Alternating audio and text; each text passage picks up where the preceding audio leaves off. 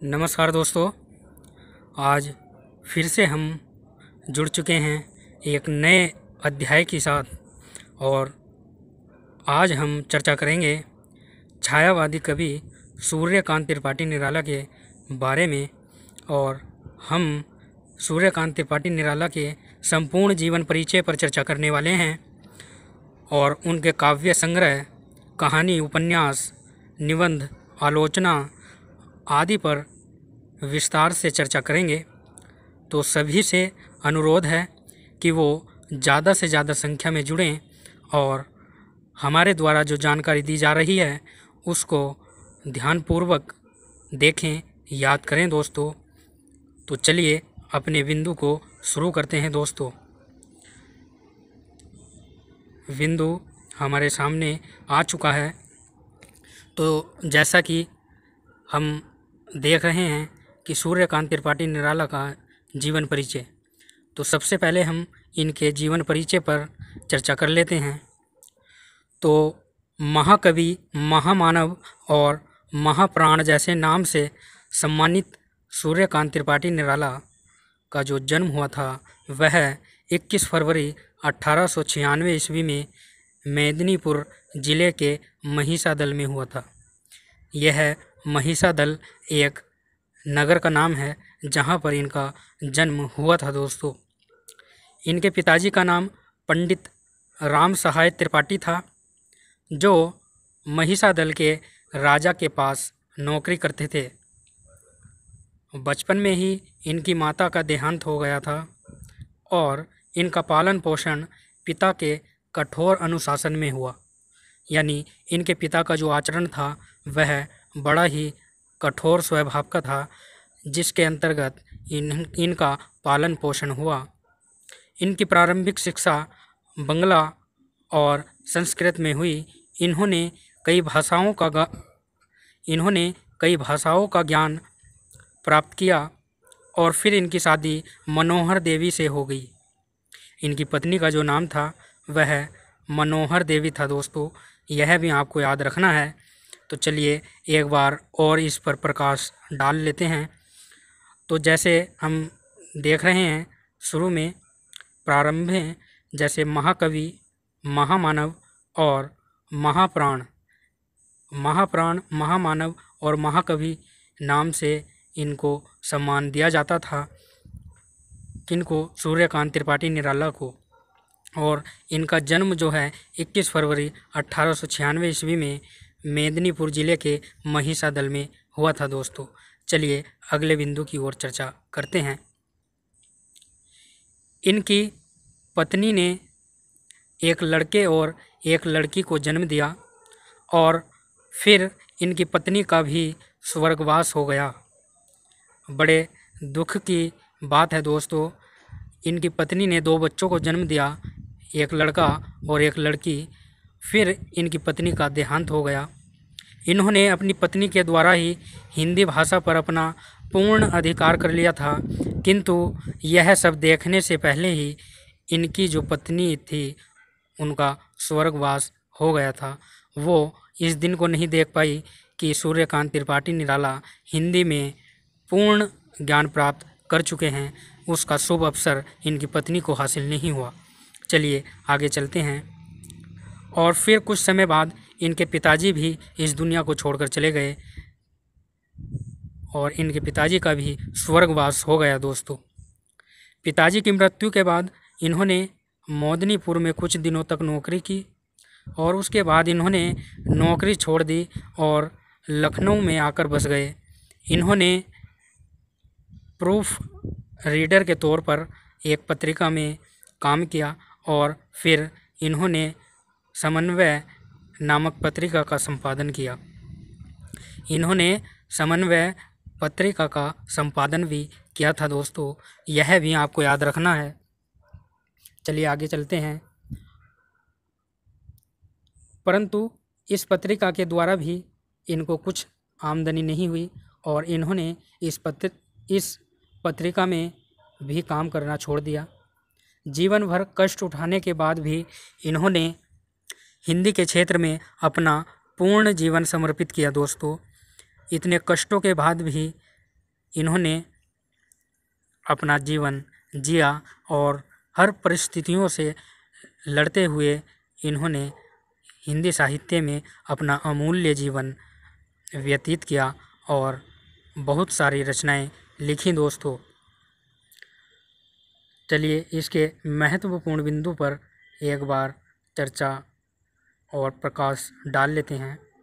तो इनकी पत्नी ने एक लड़के और एक लड़की को जन्म दिया था और फिर इनकी पत्नी का भी स्वर्गवास हो गया था और इन्होंने अपनी पत्नी के द्वारा ही हिंदी पर अपना अधिकार प्राप्त किया था। और इनके पिताजी का भी देहांत हो गया।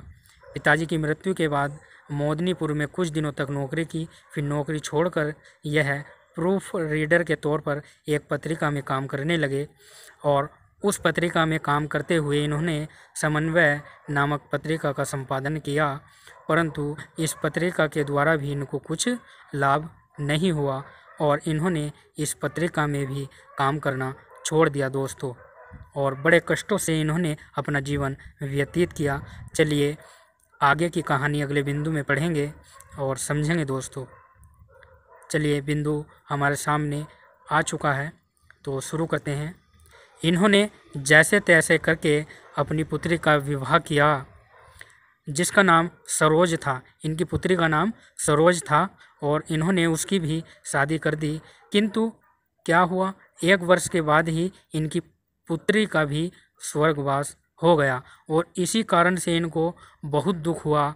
जीवन भर यह कष्ट उठाते रहे, किंतु इनको ज़्यादा दुख तब हुआ जब इनकी जो पुत्री थी उसका इन्होंने विवाह किया और विवाह के 1 वर्ष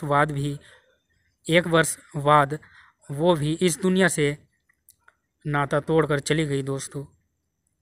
तब इनको बहुत ज़्यादा दुख हुआ और इसी कारण से इन्होंने 1936 ईस्वी में सरोज स्मृति नामक कविता की रचना की, जो अब तक की सर्वश्रेष्ठ शोक गीत माना जाता है। ये जो इनकी रचना है सरोज स्मृति, इसकी रचना 1936 में की और यह अब तक का जो सर्वश्रेष्ठ शोक गीत माना जाता है दोस्तों। इसकी पंक्तियाँ कुछ इस प्रकार हैं, तो पंक्तियों के बारे में देखेंगे। मुझ भाग्यहीन की तू संबल, युग वर्ष बाद जब हुई विकल, दुख ही जीवन की कथा रही, क्या कहूँ आज जो नहीं कही। हो इसी कर्म पर वज्रपात, यदि धर्म रहे नत सदा मात। इस पथ पर मेरे कार्य सकल, हो भ्रष्ट शीत के से सतदल। कन्यागत कर्मों का अर्पण, कर करता मैं तेरा दर्पण। कितनी शोक की ये पंक्तियां हैं, कितना दुख इनमें झलकता है, ये आप इसका अध्ययन करके पता लगा सकते हो दोस्तों। और यह परीक्षा की दृष्टि से बहुत महत्वपूर्ण है। ये पंक्तियाँ ये परीक्षा में पूछी जाती हैं, तो इस पंक्तियों को अच्छे से याद कर लेना दोस्तों। चलिए एक बार और अध्ययन कर लेते हैं इन पंक्तियों का। तो मुझ भाग्यहीन की तू संबल, युग वर्ष बाद जब हुई विकल, दुख ही जीवन की कथा रही, क्या कहूँ आज जो नहीं कही। हो इसी कर्म पर वज्रपात, यदि धर्म रहे नत सदा माथ। इस पथ पर मेरे कार्य सकल, हो भ्रष्ट शीत के से सतदल। कन्यागत कर्मों का अर्पण, कर करता मैं तेरा दर्पण। बड़ी ही सुंदर पंक्तियाँ इन्होंने लिखी और यह पंक्तियाँ सरोज स्मृति रचना की हैं और जिसकी रचना 1936 में की थी दोस्तों इन्होंने। चलिए अगले बिंदु की ओर चर्चा करते हैं। तो अगला बिंदु है, सारा जीवन दुख और तकलीफ सहते हुए अपने अंतिम समय में अध्यात्म की ओर मुड़ गए। इसी समय उन्होंने अपने अंतिम दिनों में अनेक रचनाएं लिखी, जैसे जूही की कली, तुलसीदास, राम की शक्ति पूजा, सरोज स्मृति, वह तोड़ती पत्थर, रानी और कानी, कुकुरमुत्ता। यह सारी कविताएं हैं जो मैंने अभी आपके सामने बतलाई। ये सारी क्या हैं, कविताएं हैं। चलिए आगे देखते हैं। देवी, लीली, चतुरी चमार, कुल्ली भाट, विल्लेसुर, वकरिया, ये गद्य रचनाएं हैं दोस्तों, इनकी ध्यान कर लेना आप। चलिए आगे चलते हैं। अनेक कालजयी कृतियों के इस अमर रचनाकार ने 15 अक्टूबर 1961 ईस्वी में अपना शरीर त्याग दिया दोस्तों।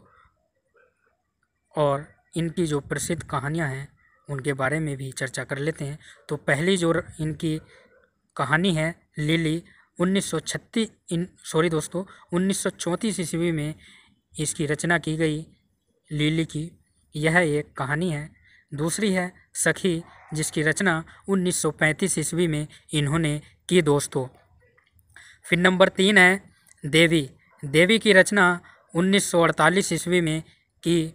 फिर 4 नंबर पर है सुकुल की बीवी, सुकुल की बीवी, तो इसकी रचना इन्होंने 1941 ईस्वी में की थी दोस्तों। और नंबर 5 है चतुरी चमार, जिसकी रचना इन्होंने 1945 ईस्वी में की दोस्तों। ये पांचों जो कहानियां हैं आपको याद रखनी है, परीक्षाओं में पूछी जाती हैं दोस्तों, तो इनको याद अवश्य करना है आपको।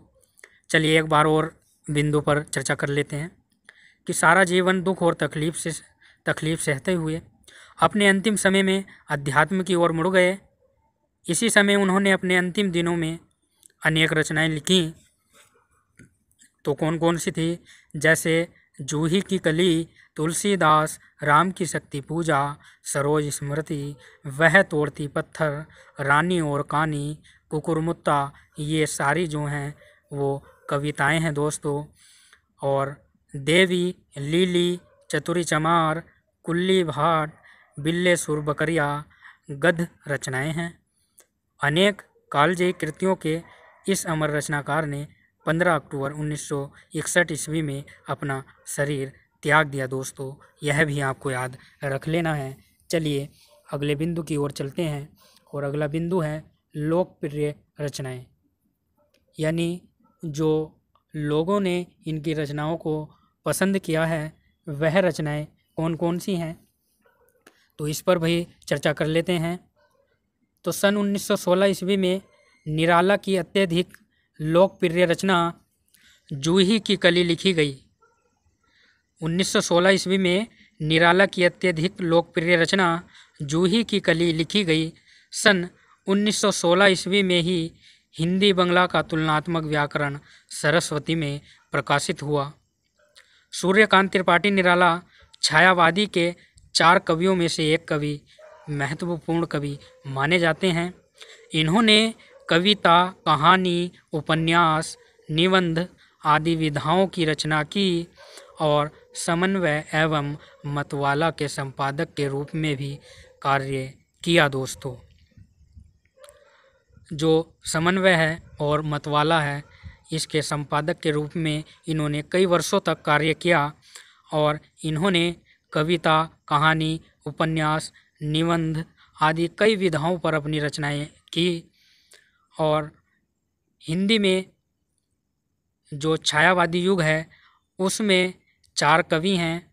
उन 4 कवियों में सूर्यकांत त्रिपाठी निराला का महत्वपूर्ण स्थान है दोस्तों, यह भी आपको याद रखना है। और 1916 ईस्वी में निराला की अत्यधिक लोकप्रिय रचना जूही की कली लिखी गई और 1916 ईस्वी में ही हिंदी बंगला का तुलनात्मक व्याकरण सरस्वती में प्रकाशित हुआ दोस्तों। यह सारी बातें आपको याद रखनी हैं क्योंकि परीक्षाओं में पूछी जाती हैं, इसलिए आपको इनका अच्छे से अध्ययन करना है और अपने नोट्स बनाते रहना है ताकि आप इन बिंदुओं को, इन चर्चाओं को ना भूल पाएँ दोस्तों। चलिए अगले बिंदु की ओर चलते हैं। तो अगले बिंदु में अध्ययन करेंगे काव्य संग्रह। तो काव्य संग्रह, इसमें जो इनकी कुछ रचनाएं हैं उनके बारे में चर्चा करेंगे। तो पहली जो रचना है इनकी अनामिका, जिसकी रचना इन्होंने 1923 ईस्वी में की थी, यह भी आपको याद रखना है। महत्वपूर्ण रचना है अनामिका और रचना इसकी 1923 में की थी दोस्तों। दूसरी है परिमल, जिसकी रचना 1930 ईस्वी में इन्होंने की थी दोस्तों, यह भी आपको याद रखना है। और नंबर 3 है दोस्तों गीतिका, जो 1936 ईस्वी में प्रकाशित हुई, यह भी याद रखना है। और फिर 4 नंबर पर है तुलसीदास, जिसकी रचना 1939 ईस्वी में इन्होंने की दोस्तों। और नंबर 5 है कुकुरमुत्ता, जिसकी रचना 1942 ईस्वी में इन्होंने की। यह भी सारी रचनाएं महत्वपूर्ण हैं, हमने इनकी महत्वपूर्ण रचनाओं को ही अपने अध्ययन में लिया है। और नंबर 6 है अणिमा, जिसकी रचना 1943 ईस्वी में की। और फिर है 7 नंबर पर बेला, जिसकी रचना 1946 ईस्वी में इन्होंने की। और फिर 8 नंबर पर है नए पत्ते, जिसकी रचना भी इन्होंने 1946 ईस्वी में की थी दोस्तों। यह भी आपको याद रखना है। और नंबर 9 है दोस्तों अर्चना, जिसकी रचना भी इन्होंने 1950 ईस्वी में की थी दोस्तों। अर्चना जो रचना है 1950 में लिखी। और नंबर 10 है आराधना, जिसकी रचना 1953 ईस्वी में इन्होंने की थी दोस्तों। फिर है गीत कुंज, 1954 ईस्वी में लिखी। ये 11 रचनाएं महत्वपूर्ण हैं, आपको याद रखनी है। और 12 नंबर पर ये देख रहे हो आप कि अनामिका द्वितीय भाग में, यानी अनामिका जो है इसके 2 भाग जो हैं, और दूसरे भाग में राम की शक्ति पूजा और सरोज स्मृति 1936 में प्रकाशित हुई। यानी अनामिका जो रचना है इसकी सूर्यकांत त्रिपाठी निराला की अनामिका, तो अनामिका रचना में द्वितीय भाग में राम की शक्ति पूजा और सरोज स्मृति की रचना 1936 में की गई दोस्तों। यह भी आपको याद रखना है, परीक्षाओं में पूछा जाता है क्या कि राम की शक्ति पूजा या सरोज स्मृति किस रचना के भाग में है दोस्तों। तो यह अनामिका के द्वितीय भाग में संकलित हैं। इनका वर्णन अनामिका के द्वितीय भाग में किया गया है। चलिए अगले बिंदु की ओर चर्चा करते हैं। इस बिंदु में हम सूर्यकांत त्रिपाठी निराला के प्रमुख जो उपन्यास हैं उनके बारे में चर्चा करेंगे। तो पहला जो उपन्यास है इनका अप्सरा, जिसकी रचना 1931 में इन्होंने की। अप्सरा की 1931 में। और 1933 ईस्वी में अलका की रचना की। और 1936 में प्रभावती की रचना की। और 1936 में ही निरुपमा की रचना की इन्होंने। यह भी आपको याद रखना है क्या कि जो अप्सरा रचना है उसकी रचना 1931 में की, अलका की रचना 1933 में की, और प्रभावती की रचना 1936 में की, और 1936 में ही निरुपमा की रचना इन्होंने की दोस्तों। फिर 5 नंबर पर है कुल्ली भाट, इसकी रचना इन्होंने 1938 और 39 के बीच में की। इसमें विद्वानों में कुछ मतभेद है। कुछ विद्वान 1938 मानते हैं और कुछ विद्वान 1939 मानते हैं दोस्तों। तो परीक्षा में जो भी पूछा जाए या जौन सा भी ऑप्शन दिया जाए उस पर ही आपको टिक कर देना है दोस्तों। तो 5 नंबर है कुल्ली भाट, जिसकी रचना 1938 और 1939 मानी गई है। नंबर 6 है बिल्लेसुर बकरिया। बिल्लेसुर बकरिया की रचना 1942 ईस्वी में की गई। और नंबर 7 है दोस्तों चोटी की पकड़। चोटी की पकड़ की रचना 1946 में की गई। और काले कारनामे जो रचना है उसकी रचना जो है 1950 में की गई दोस्तों। और नंबर 9 जो है यह महत्वपूर्ण रचना है, तो इसको तो आपको याद कर ही लेना है और ध्यान रखना है और अपने नोट्स बनाते हुए इसका भी उल्लेख उसमें कर देना है दोस्तों। नंबर 9 जो है चमेली, यह है सूर्यकांत त्रिपाठी निराला की जो अपूर्ण उपन्यास है। चमेली जो है सूर्यकांत त्रिपाठी निराला का अपूर्ण उपन्यास है, यह पूर्ण नहीं हुआ दोस्तों। यह भी आपको याद रखना है, परीक्षाओं में पूछा जाता है क्या कि सूर्यकांत त्रिपाठी निराला का अपूर्ण उपन्यास बताओ, तो आपको बता देना है कि सूर्यकांत त्रिपाठी निराला का जो अपूर्ण उपन्यास है वह चमेली है। ठीक है, चलिए इसकी चर्चा हम एक बार और कर लेते हैं। तो जैसे 1931 में अप्सरा की रचना हुई, 1933 में अलका की रचना हुई, 1936 में प्रभावती की रचना हुई, 1936 में ही निरुपमा की रचना हुई और 1939 या 1938 में कुल्ली भाट की रचना हुई और 1942 में बिल्लेसुर बकरिया की रचना हुई 1942 में और 1946 में चोटी की पकड़ की रचना हुई और 1950 में काले कारनामे की रचना हुई। और चमेली जो है वह अपूर्ण उपन्यास है सूर्यकांत त्रिपाठी निराला का, यह भी आपको याद रखना है। चलिए अगले बिंदु की ओर चर्चा करते हैं। तो इस बिंदु में हम निबंध और आलोचना पर प्रकाश डालेंगे। तो पहला जो है रविंद्र कविता कानक 1929 ईस्वी में प्रकाशित हुई। नंबर दूसरी है प्रबंध पद 1934 ईस्वी में प्रकाशित हुई। और नंबर 3 है प्रबंध प्रतिमा जो 1940 ईस्वी में प्रकाशित हुई दोस्तों। और नंबर 4 है चाबुक जिसकी रचना 1942 ईस्वी में की गई। नंबर 5 है चयन जिसकी रचना 1957 ईस्वी में की गई। नंबर 6 है संग्रह जिसकी रचना 1963 ईस्वी में की गई दोस्तों, यह आपको याद रखना है। और जो नीचे बिंदु दिया गया है उस पर चर्चा करते हैं। तो सूर्यकांत त्रिपाठी निराला की रचनावली में 8 खंड हैं जिसमें पुराण कथा और बाल साहित्य है। ये जो सूर्यकांत त्रिपाठी निराला की जो रचनावली है उसमें 8 खंड हैं और जिसमें पुराण कथा और बाल साहित्य हैं, यह भी आपको याद रखना है। चलिए एक बार और अध्ययन करते हैं इसका। तो 1929 में रविंद्र कविता कानन लिखी गई और 1934 में प्रबंध पद की रचना हुई और 1940 ईस्वी में प्रबंध प्रतिमा की रचना हुई और 1942 में चाबुक की रचना की गई और 1957 में चयन की रचना हुई और 1963 में संग्रह की रचना हुई। ये सारे जो निबंध हैं सूर्यकांत त्रिपाठी निराला के, ये 6 निबंध आपको याद रखने हैं और इनका जीवन काल भी आपको याद रखना है।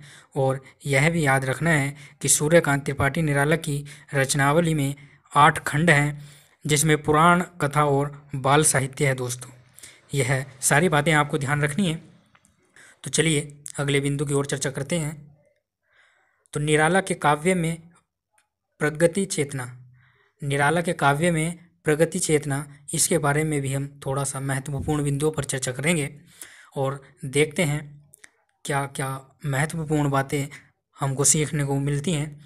तो चलिए शुरू करते हैं। तो सन 1535 ईस्वी में प्रगतिशील आंदोलन भारत में आरंभ हुआ। यानी भारत में जो प्रगतिशील आंदोलन था वह 1535 ईस्वी में प्रकाशित हुआ। प्रगतिशील आंदोलन हिंदी साहित्य के प्रगतिवादी आंदोलन ने राष्ट्र को स्वस्थ सामाजिक चेतना प्रदान की और निराला जी विद्रोही स्वभाव के कवि थे। यानी निराला का जो स्वभाव था वह विद्रोही स्वभाव था और इनकी कविताओं में समाज की विषम अवस्था का चित्रण किया गया है। इन्होंने जातीय मतभेदों, अंधविश्वासों, छल कपट, स्वार्थ, दरिद्रता को अपने काव्य का विषय बनाया है। निराला के प्रगतिशील काव्य का आरंभ रूपाभ के प्रकाशन से हुआ और भारतीय नवजागरण के जागरूक कवि कहलाते हैं। निराला हिंदी में मुक्त छंद के प्रसिद्ध कवि हैं तथा उनके गीत गायकों के गीतों की भांति राग रागनियों की रूढ़ियों से बंधे हुए नहीं हैं। निराला की रचनाओं में भाषा तत्सम शब्द अधिक है और समासों की अधिकता है और निराला ओज और औदात्य के कवि हैं दोस्तों। यह भी आपको याद रख लेना है। तो और इसके ऊपर फिर से हम प्रकाश डालते हैं क्या कि सन 1535 ईस्वी में प्रगतिशील आंदोलन भारत में आरंभ हुआ और हिंदी साहित्य के प्रगतिवादी आंदोलन ने राष्ट्र को स्वस्थ सामाजिक चेतना प्रदान की। निराला जी विद्रोही स्वभाव के कवि थे और इनकी कविताओं में समाज की विषम अवस्था का चित्रण किया गया है दोस्तों। और इन्होंने जातीय मतभेदों, अंधविश्वासों, छल कपट, स्वार्थ, दरिद्रता को अपने काव्य का विषय बनाया है दोस्तों। निराला के प्रगतिशील काव्य का आरंभ रूपाभ के प्रकाशन से हुआ है और भारतीय नवजागरण के जागरूक कवि कहलाते हैं। निराला हिंदी में मुक्त छंद के प्रसिद्ध कवि हैं, यह भी आपको याद रखने हैं क्या कि सूर्यकांत त्रिपाठी निराला जो हैं वह हिंदी में जो मुक्त छंद है उसके कवि हैं तथा इनके गीत गायकों के गीतों की भांति राग रागनियों की रूढ़ियों से बंधे हुए नहीं हैं दोस्तों। और निराला की रचनाओं में भाषा तत्सम शब्द अधिक है, यानी निराला की जो रचनाएं हैं दोस्तों उनमें तत्सम शब्द अधिक मात्रा में हमको देखने को मिलते हैं और समासों की अधिकता है, यानी इनकी रचनाओं में तत्सम शब्द और समासों की अधिकता हमको देखने को मिलती है। और निराला जी ओज और औदात्य के कवि हैं दोस्तों, यह भी आपको याद रखना है। तो आज हमने सूर्यकांत त्रिपाठी निराला के विषय में विस्तार से चर्चा की है और इनके उपन्यास, निबंध, नाटक, कहानी सभी पर हमने बारीकी से अध्ययन किया है और आपके साथ चर्चा की है दोस्तों। तो मुझे आशा है कि आपको यह सारी बातें ध्यान आई होंगी, तो आपको अपने नोट्स में इन सारी बातों को नोट कर लेना है दोस्तों। तो आज के लिए इतना ही दोस्तों, फिर मिलेंगे अगले अध्याय में। और अब हमको जाने की अनुमति दें और हमारे चैनल को सब्सक्राइब करें दोस्तों, वीडियो को शेयर करें। धन्यवाद। नमस्कार दोस्तों।